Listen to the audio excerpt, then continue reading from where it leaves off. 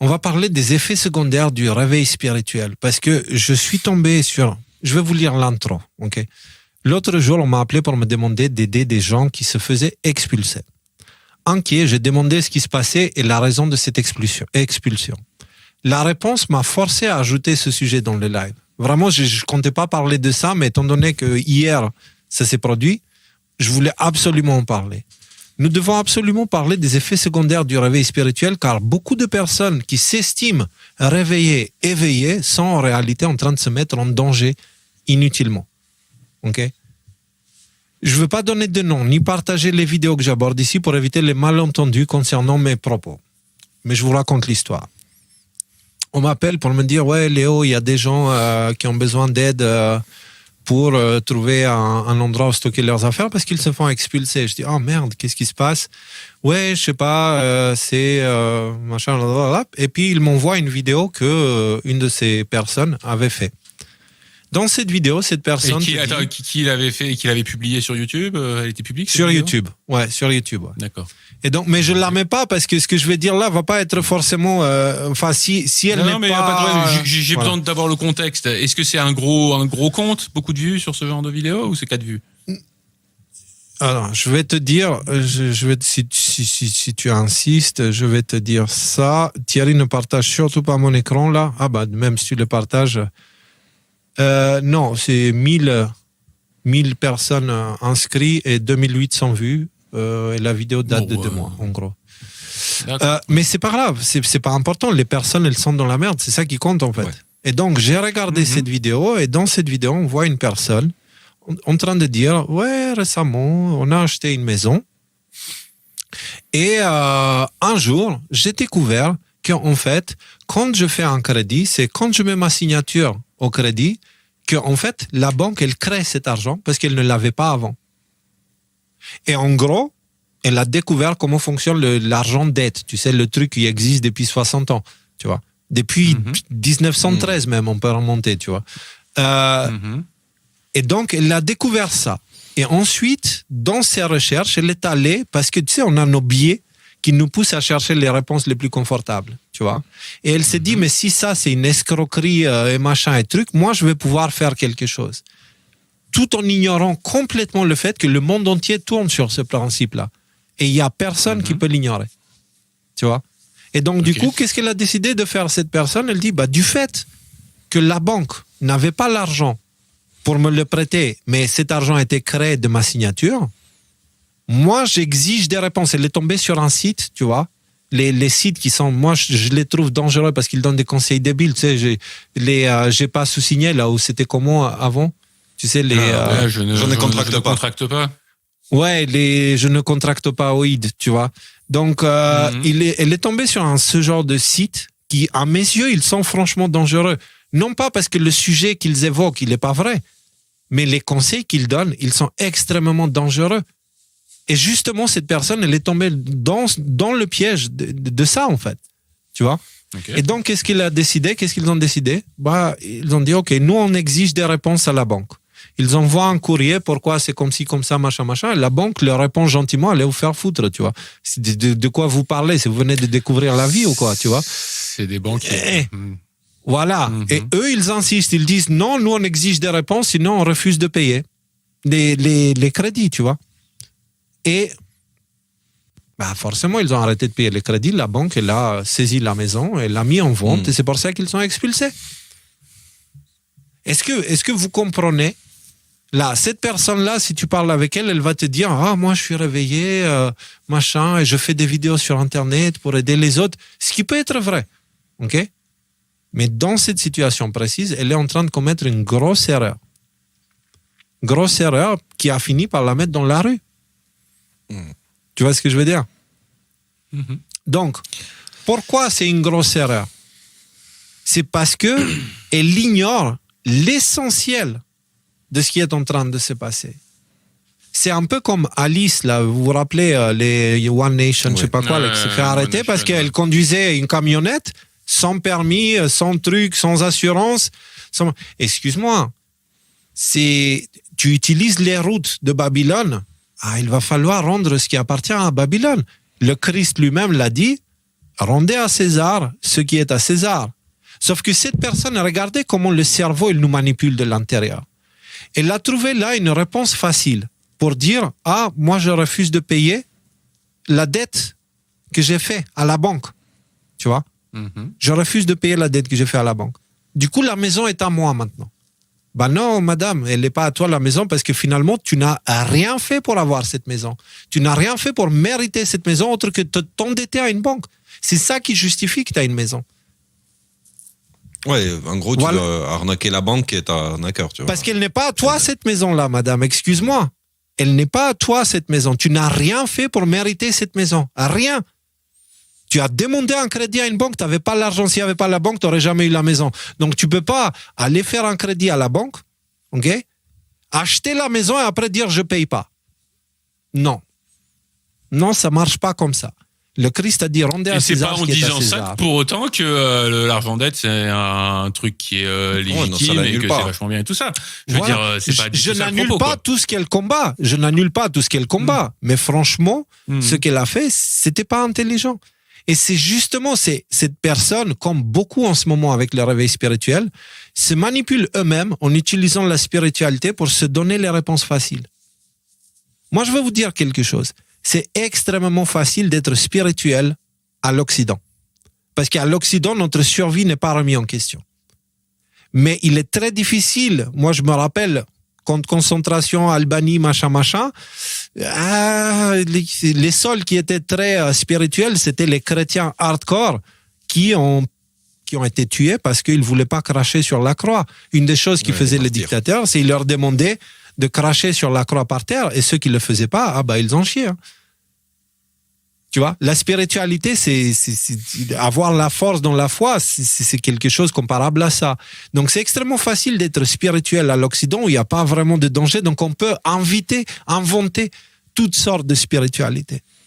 Je vous mets en garde de la capacité de nos cerveaux de nous manipuler en créant une réalité qui nous met dans la position du gentil, déconnecté de la réalité universelle et les paroles du Christ qui nous disent « Nous sommes tous des pécheurs, nous sommes tous corrompus, nous se sommes tous rendus dépendants à des États et des institutions.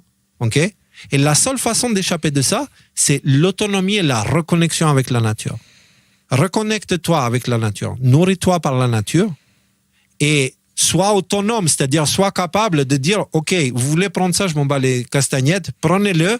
Partez, j'en ai rien à foutre, je peux trouver. J'ai une richesse intérieure qui me permet de trouver des solutions à tous les problèmes. » Voilà.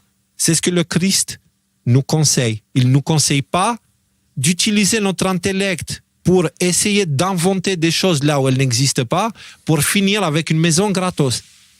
Vous comprenez ce que je veux dire? Quoi. Il ne nous apprend pas à voler les voleurs. Mais je pense que ce n'était pas son intention à elle. Je suis sûr et certain, cette personne a l'air d'avoir un cœur au bon endroit. Elle est superbe. Mais là-dessus, tu vois ce que je veux dire? Tu finis dans la rue. Comme l'autre, Alice, elle a fini en prison. Pourquoi? Parce que je ne contracte pas et je roule en voiture sans permis. Mais donc, les problèmes. Nous, on a parlé des problèmes et on vous a donné toute la suite historique. Cette histoire, nous sommes nés esclaves. Aux yeux de l'État, nous sommes littéralement morts. On a parlé de tout ça, pour ceux qui s'intéressent, puisqu'on est sur Y-Files, on a parlé de tout ça dans notre série Révélation qu'on fait avec nos autres émissions ADNM, où on est en train de tourner cette émission-là, en fait, les vendredis soirs. Et on avait parlé de ça quand? On avait parlé de ça, de Unam Sanctam et tout ça, voilà. La véritable matrice, Nimrod, Unam Sanctam, personne légale. On avait parlé de ça. La plus grosse arnaque criminelle de l'histoire post-déluge. Sauf que ce qu'on vous donne dans ces épisodes-là, c'est juste l'histoire et le fait que maintenant, en fait, si tu veux te lever contre l'État, c'est comme si tu allais avec ton couteau d'attaquer l'armée, en fait. Tu fais pas le poids. Tu fais pas le poids. Tu peux pas dire ce morceau de terre m'appartient légitimement parce que Dieu, machin. Les gens qui dominent ce monde n'en ont rien à foutre de Dieu. Et je pense que c'est assez visible si on regarde la gueule du monde. Donc, cette partie de l'émission, elle est là juste pour dire, faites très attention aux aux effets secondaires du réveil spirituel. Parce qu'encore une fois, ce qui se produit, c'est que on apprend une nouvelle information qui change complètement notre paradigme, ok? Et du coup, au lieu de se dire, putain, mais en fait, je pensais savoir, mais je savais rien. Et du coup, je devrais être plus attentif et plus humble. L'écrasante majorité des gens, ils se disent, avant, je ne savais pas, mais maintenant, je sais. Non. En fait, au fur et à mesure que tu avances dans l'évolution, tu comprendras que plus tu avances, la seule chose que tu es censé réaliser dans cette histoire, c'est l'ampleur de ton ignorance. Si tu t'arrêtes et tu te dis maintenant j'ai compris, prends une pelle et commence à creuser. C'est aussi simple que ça. Un truc, parce que tout ce que tu viens de dire, je suis d'accord. Et quelque part, la conclusion qui arrive, et c'est triste qu'elle ait perdu sa maison, mais c'était extrêmement prévisible dans le cadre qu'on est en train d'avoir. Néanmoins, c'est peut-être par cette amalgame de prise de conscience individuelle de l'ineptie du monde dans lequel on est et des petites actions qu'on va prendre individuellement. Elle était un peu extrême, cette action, là je suis complètement d'accord avec toi, qu'on va peut-être arriver à renverser tout ça. Moi, en ce moment, par exemple, c'est la période des impôts. En plus, moi je suis double nationalité canadien, machin, tout ça. J'ai une maison au Canada. Je veux dire, ça me coûte. Mais ça me coûte pas seulement, ça me coûte en argent parce qu'il faut payer les impôts, ça, à la rigueur, je rends à César ce qu'il y a à César, c'est pas un problème. Mais juste cette espèce de sketch là, où, ça y est, on est dans la période où tu vas devoir payer quelqu'un pour t'expliquer combien tu dois payer au gouvernement sur la base de aucun service qui te rend, parce que, quelque part, objectivement, moi, les gouvernements, je demande qu'une chose. Ouais, tu m'oublies, je t'oublie, et on est bien comme ça, quoi, tu vois. Ah non, c'est pas ça, il faut que tu payes ceci, il faut que tu payes cela, et puis il faut que tu payes encore, et tout ça. Et non seulement, envoie-moi une lettre, dis-moi, vas-y, tu me dois 10 000 €, je te fais un chèque de 10 000 €, ça me fait mal aux fesses, et puis on n'en parle plus. Non. T'as le processus d'humiliation, le processus de soumission qui te fait pendant des semaines une espèce de mal à l'estomac, un truc horrible. Et ça, moi, je n'en peux plus.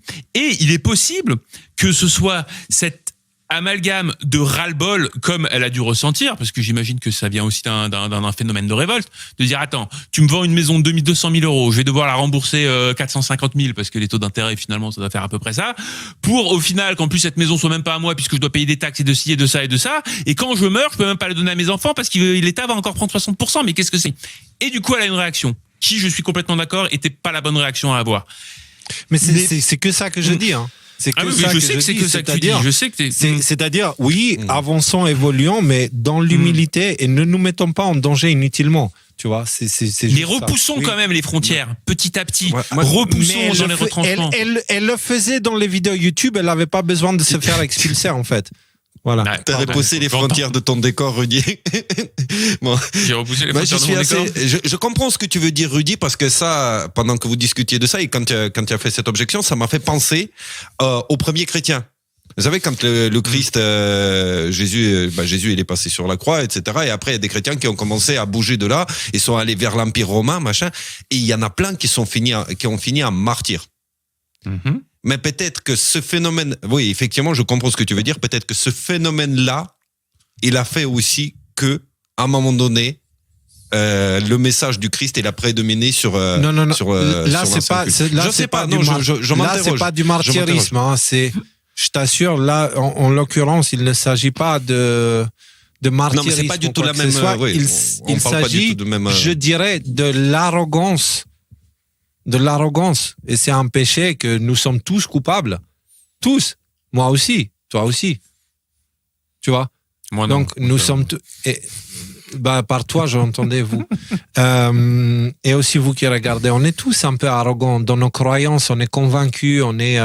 voilà, ceux qui prétendent ne pas l'être, ils sont juste hypocrites. C'est pas compliqué, tu vois. Là, il s'agit d'une grosse erreur stratégique motivé par un truc genre je crois que j'ai compris un truc super que les autres ne savent pas. Tu sais, comme tous les complotistes, quand ils prennent la première claque et ils se réveillent, tout d'un coup ils veulent secouer tout leur entourage et dire à tout le monde réveillez-vous, vous dormez tu vois, en oubliant qu'il y a quelques jours ils étaient comme les autres en fait, tu vois. Donc là, il y a un peu d'arrogance, un peu de cerveau qui va vers la facilité, les réponses faciles, etc. C'est pour ça, regardez ce qui s'est passé avec le Christ, ok? enregistrer ces enseignements, elles sont censées nous servir justement dans cette époque-là. Ok? Et puisqu'on parle du Christ, déjà, on avait parlé des dangers de ça. On oublie la guerre de 5e génération. Hein. On avait parlé à une émission le 31-10-2023, Lumière sur les feuilles mortes. Dedans, il y a cet extrait-là. Ok? Vaut mieux que je l'ouvre dans l'article directement. Putain, ça fait chier, ça. Oh putain, je me rappelle plus où c'était. Ah oui, c'est là. Internet Matrice. Comprenez que dans cette guerre de l'information, les deux camps qui s'affrontent ne sont pas ceux qui suivent la rhétorique politico-médiatique versus ceux qui ne suivent pas la rhétorique politico-médiatique. Internet est utilisé pour contrôler les deux pôles. Dans chaque situation, il va essayer de définir pour nous le gentil et le méchant selon nos prédispositions intellectuelles. Finalement, les véritables camps sont ceux qui voient la réalité à travers le prisme qu'Internet leur donne ou ceux qui voient avec leurs propres yeux. Et là, cette dame, elle a vu la réalité selon ce qu'Internet lui a offert. Parce que si elle a fait ces choses-là, c'est parce que vraiment un connard irresponsable lui a conseillé sur Internet. Encore une fois, le combat de la personne légale, de l'argent dette et tout ça, il est bien réel. Mais encore une fois, si tu te trouves dans une situation où tu es devant... faut être prêt à laisser sa vie dans ces combats. Comment? Là, tu reviens au martyr. Faut être prêt à y laisser sa vie dans ce combat. Tu comprends? C'est-à-dire que c'est des grosses plumes. Faut être prêt à ce qu'on te prenne tout jusqu'à ce qu'on te prenne ta vie. Oui, Nico, mais c'est important. Est-ce qu'on puisse continuer à avancer? Est-ce qu'on puisse faire un travail utile? Est-ce qu'on puisse faire un travail? Moi, je suis pas dans cette démarche-là. Moi, je suis pas dans la démarche. Je suis pas prêt à laisser ma vie pour le combat de la personne légale. Tu vois? Et de me sortir de cette arnaque. Je pense qu'il y a d'autres moyens d'en arriver là. Mais moi, je pourrais laisser ma vie pour ça. Je m'en fous. Mais si je vois que ça sert quelque chose, ok. Mais dans ce cas précis, ne pas payer la dette, la seule personne que ça servait, c'était la personne qui ne voulait plus payer, en fait. C'est tout. Tu vois ce que je veux dire? Il y a sacrifice et sacrifice. Là, c'est pas un sacrifice, justement. Là, elle n'a rien sacrifié. C'est pour ça que je parle du cas général. Je parle pas de le cas précis. Voilà. Donc, si tu es vraiment engagé dans ces combats et tu es prêt à aller jusqu'au bout, sache que jusqu'au bout, ça va très très loin. Et derrière, c'est ça le truc. C'est l'autorité de prendre les décisions et ensuite, il y a les responsabilités de les assumer. Ouais. Derrière. C'est ça. Ce qui est inséparable l'un de l'autre. Exactement. Donc, c'est le point que j'essaie de soulever là. Et c'est pour ça que non, mais tu as raison. C'est-à-dire, il faut pas comprendre mal. Je ne suis pas en train de dire non plus qu'il faut pas se battre, il faut pas avoir des idéaux à défendre en donnant sa vie et tout ça. C'est pas ça. C'est que si on le fait, essayons de le faire intelligemment. Parce que là, cette personne, elle aurait pu très bien continuer à combattre le système tout en rendant à César ce qui est à César. Justement, si on parle de ça, regardez la situation, comment elle est similaire avec l'époque. C'est un extrait, Luc, chapitre 20, versets 20 jusqu'à 26. Ils se mirent à observer Jésus, donc les pharisiens, séducéens et tout ça, et ils envoyèrent des gens qui feignaient d'être justes pour lui tendre des pièges et saisir de lui quelques paroles, afin de livrer au magistrat et à l'autorité du gouverneur. Donc en gros, ils voulaient pousser l'autre à l'erreur pour l'enfermer en prison. Tu vois ce que je veux dire? Le framework des armes de l'époque, exactement. Okay? Donc, ça, c'est une leçon à prendre en compte. Ces gens lui posèrent cette question. « Maître, nous savons que tu parles et enseignes droitement et que tu ne regardes pas à l'apparence, mais que tu enseignes la voie de Dieu selon la vérité. Nous est-il permis ou non de payer le tribut à César ?» Jésus qui est mort pour ce qu'il défendait. Jésus, apercevant leur ruse, leur répondit « Montrez-moi un denier. De qui porte-t-il l'effigie et l'inscription ?»« De César, répondirent-ils. Alors il leur dit « Rendez donc à César ce qui est à César et à Dieu ce qui est à Dieu. » Ils ne purent rien reprendre dans ses paroles devant le peuple, mais étonné de sa réponse, ils gardèrent le silence. En gros. Et donc, La sagesse.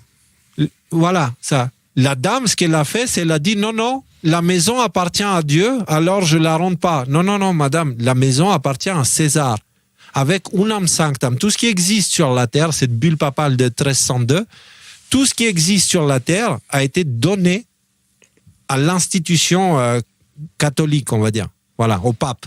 C'est le pape, le représentant de terre, il est le propriétaire de la terre entière et de tous les êtres vivants qui existent dessus.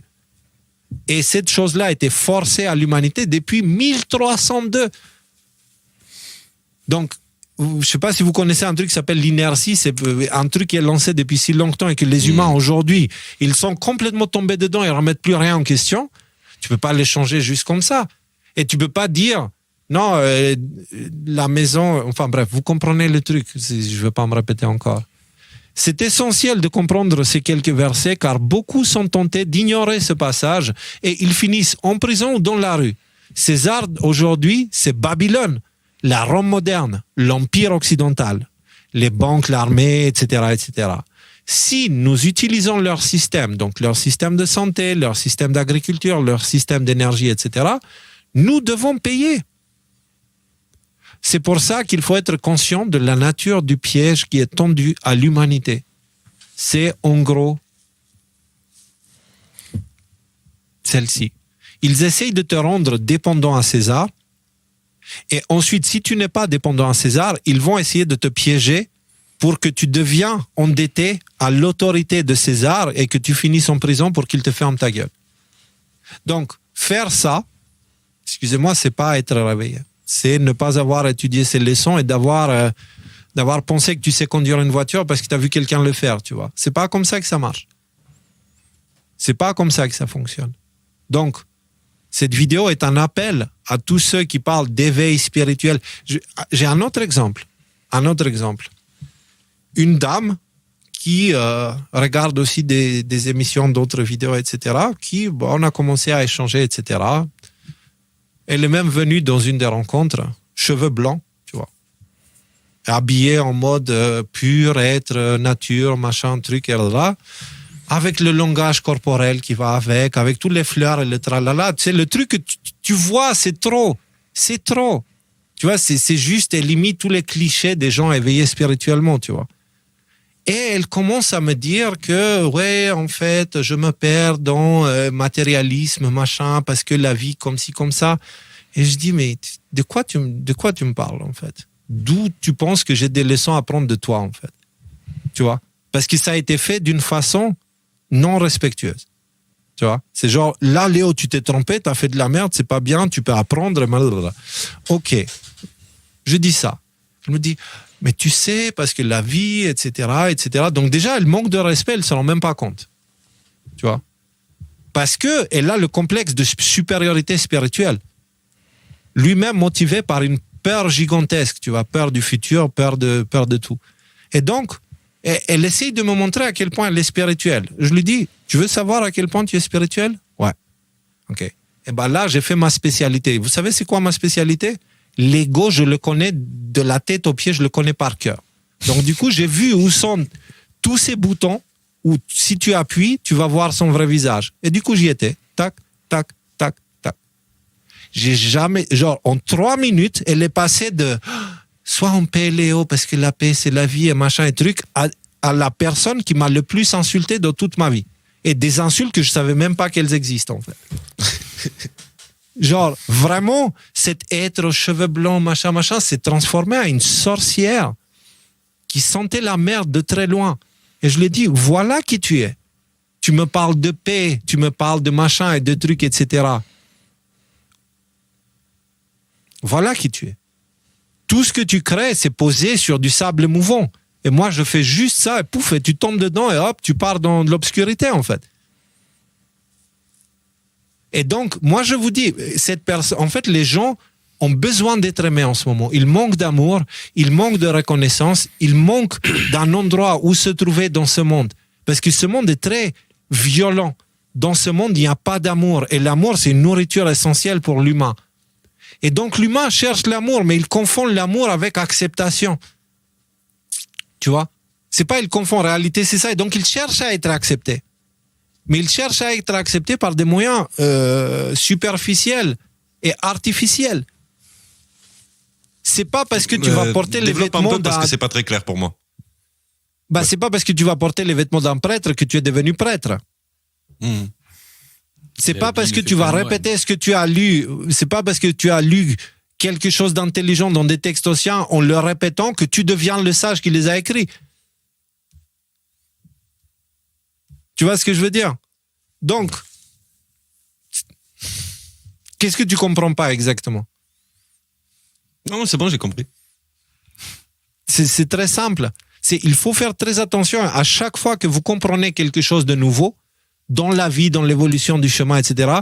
La seule chose que vous devriez vous dire, c'est je n'avais rien compris. Maintenant, je comprends encore plus mon ignorance. Je prends conscience de mon ignorance. Pourquoi? Parce que je viens d'apprendre un truc.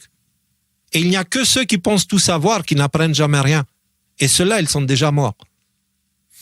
Donc, encore une fois, c'est très important de faire attention à ça parce que dans les temps où on est, les deux côtés sont totalement manipulés et manipulables et fragiles à la manipulation.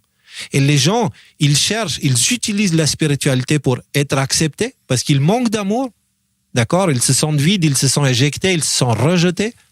Et donc, ils cherchent à être acceptés et ils utilisent la spiritualité. Sauf que, comme ils n'ont jamais reçu l'amour nécessaire, le corps spirituel, c'est un bébé. Tu vois? Et donc, du coup, au lieu d'utiliser ça pour se mettre au service des autres, ils utilisent leur spiritualité pour dominer les autres. Et dire, c'est moi qui ai la vraie spiritualité. La tienne, elle est fausse. En ignorant totalement que ce genre de mentalité, c'est à l'origine de la chute de l'humanité. Donc, ceux qui parlent comme ça, le Christ, il a aimé son prochain. Il a lavé les pieds de son prochain. Il a été bienveillant, mais attention, il a eu aussi des flammes qui sont sorties de sa bouche. C'est quand il a été voir les pharisiens et tout ça, il leur a dit, vous êtes des petites putes, en gros, au langage de l'époque. Non, mais c'est vrai. Dans le texte, c'est ça qui est marqué. Et ouais. Bon pour moi. Donc, mais par contre, il a guéri des gens, même des gens qui ne comprenaient pas. Enfin, il ne s'est pas basé sur la compréhension de quelqu'un. Il voulait juste... il était là pour son prochain. Voilà. Simple. Alors, tous ceux qui, en s'éveillant spirituellement, ils se mettent à dominer les autres, ceux-là, ils sont en train de prendre le chemin inverse. Ils sont en train de creuser leur tombe spirituelle. La seule chose que la spiritualité devrait nous apprendre, c'est être au service. Être au service de Dieu, du créateur de la création. D'accord? La création naturelle, pas la création des hommes. Parce que les hommes ont fait de la merde. Donc, moi, voilà, je ne vais pas m'étaler plus longtemps parce que c'est un truc... Et puis, c'est un des sujets qui me fait le plus mal, ça, tu sais. Parce que je vois des agneaux se faire voler par des loups. Et ces loups-là, ils sont habillés comme des agneaux. Il y a les loups qui montrent clairement que ce sont des loups, mais les autres, les pilules rouges, ce sont des loups déguisés en agneaux. Et ils te donnent des... Tu sais, les Gessara, Nessara, on avait parlé de toutes ces conneries-là. Pourquoi les gens y croyaient à ça? Parce que ça les arrangeait bien de croire à ça. Et pourquoi ceux qui propageaient ça pour induire les gens en erreur. Est-ce qu'eux-mêmes le faisaient consciemment ou est-ce qu'eux-mêmes ils étaient attirés par Gessara et Nessara pour les mêmes raisons, c'est-à-dire faiblesse d'esprit, recherche de réponses faciles? J'en sais rien. Si c'était des agents infiltrés ou juste des victimes de cette manipulation. Mais en tout cas, c'était la conséquence et ça montrait. Gessara, Nessara, qu'est-ce que ça disait? Toutes vos dettes seront remboursées et vous allez avoir de l'argent, ne plus savoir comment faire, en gros. L'idée, tu vois, la liberté financière, etc. Forcément, quelqu'un te dit ça, mais tu vas croire à cette théorie-là. Et du coup, qu'est-ce que tu vas faire? Tu vas t'affaiblir.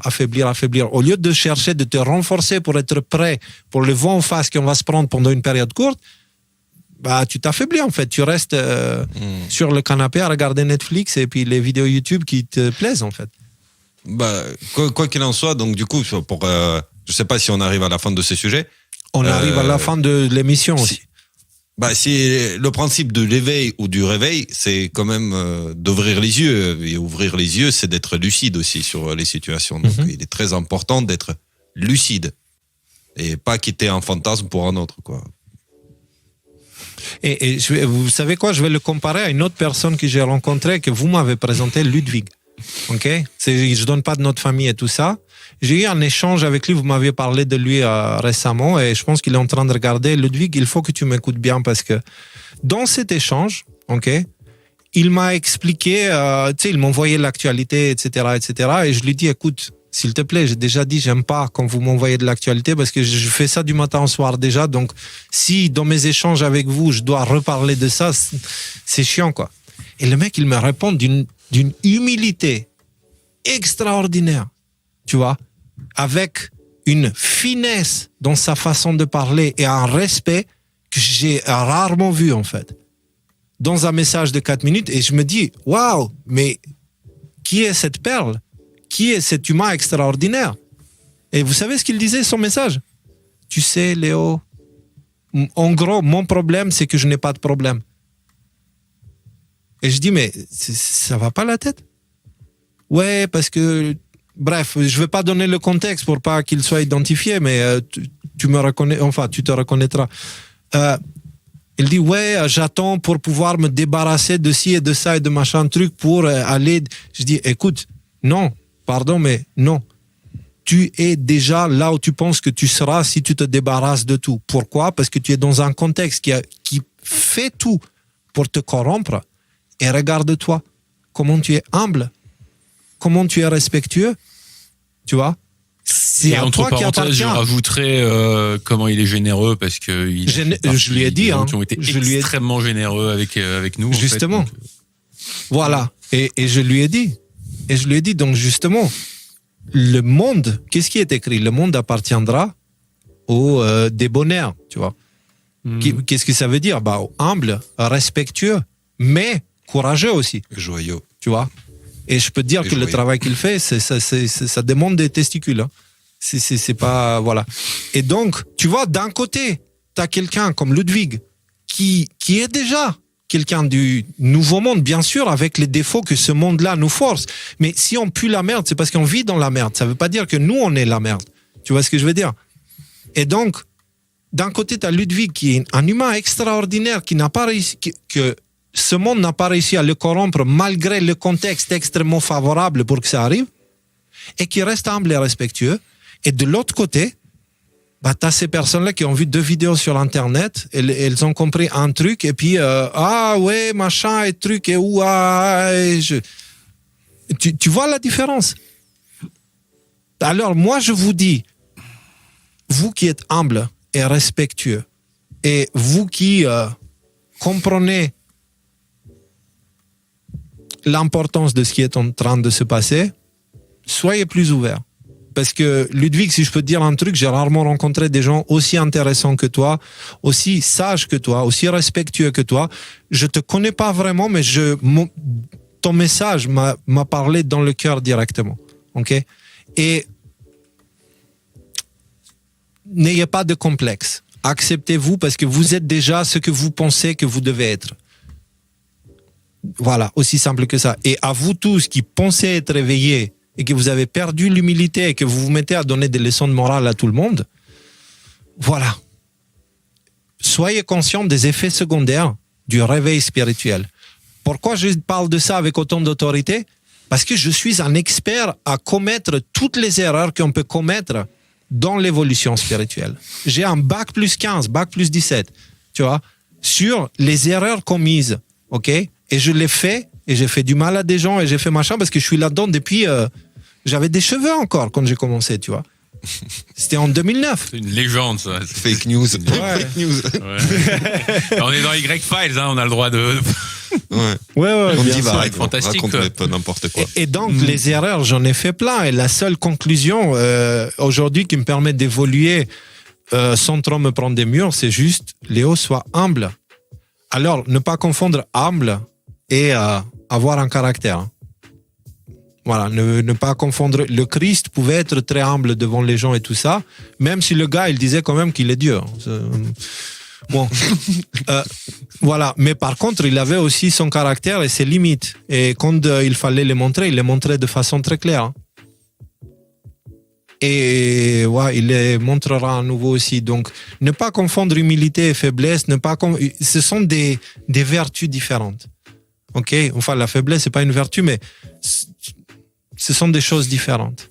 L'humilité, le caractère, la force de caractère et tout ça, ce sont des choses différentes. On peut être humble en ayant une force de caractère.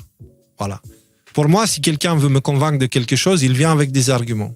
Les croyances des gens, j'en ai rien à foutre. J'ai fait le tour, tu vois. Je crois que machin... Ouais, moi aussi, je crois à plein de choses, on s'en fout, tu vois. Est-ce que tu as des arguments? Ouais, ok. Voilà. Mais là, on discute. Ouais, simple. Est-ce que tu me respectes? Ok, je te respecte. Ok. Tu me respectes pas? Ciao. Bah, voilà.